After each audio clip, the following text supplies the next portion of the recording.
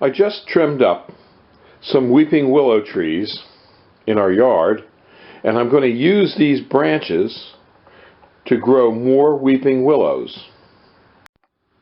Alright, well, you have a whole bunch of cuttings here, all different sizes.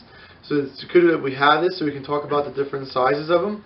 And you can notice that some of these cuttings are really big cuttings. And sometimes these large cuttings aren't always the best use for production. You can still use them if you're doing it for yourself and you don't care about how the bottom of the tree looks.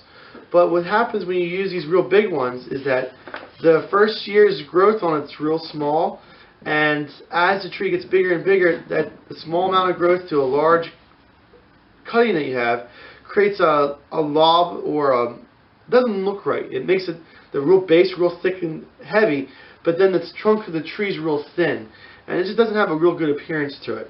So most of the times you try to avoid something this size. Or this size is like a little bit big, but you can probably get away with it. But that's a really good size for a cutting. That's kind of where you want it to be at. Some of these guys here, they're a little bit small, but they can still go. Many times that the smaller you go, sometimes the better that they take. It's not always the rule. The bigger the cutting, the better the cutting.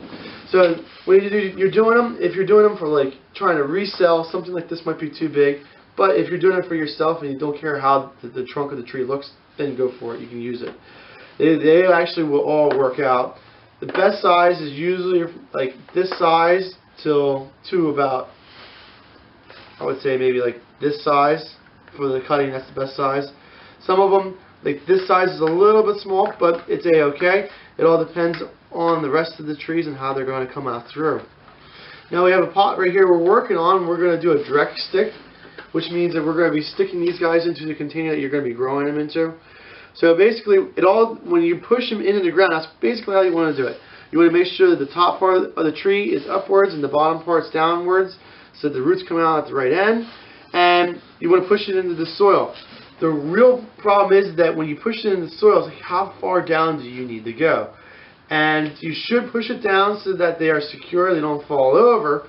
But you don't want to push it so far down that they can't get air to where the new callus and where the new roots are going to come out. So it really depends on the type of soil that you have. Typically speaking, the more air you can get through the root zone, or where the root cuttings are coming through, the better the roots are going to come. So you want an airy soil, like sand is usually used, or perlite's used.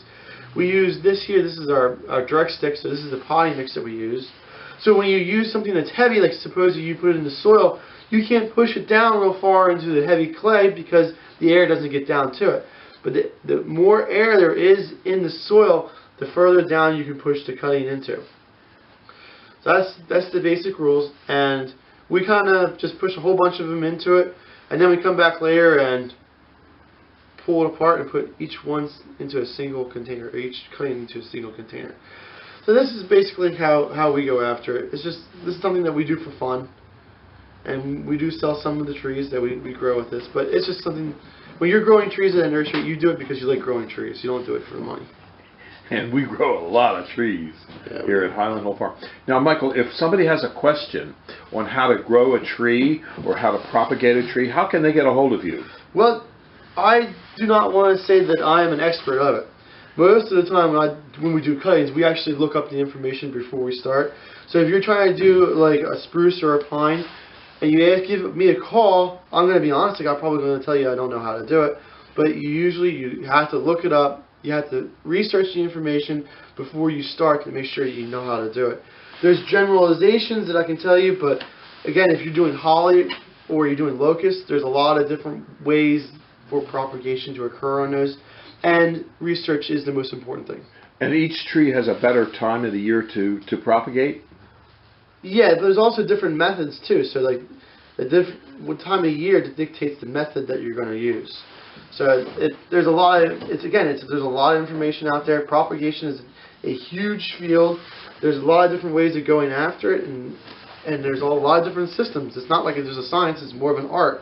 So you have to do a lot of research into it, understanding the tree that you're working with, and then selecting the right method and at the right time, or using the right type of hormones, or using seed. There's a lot of different things. There's an immense amount of information in it.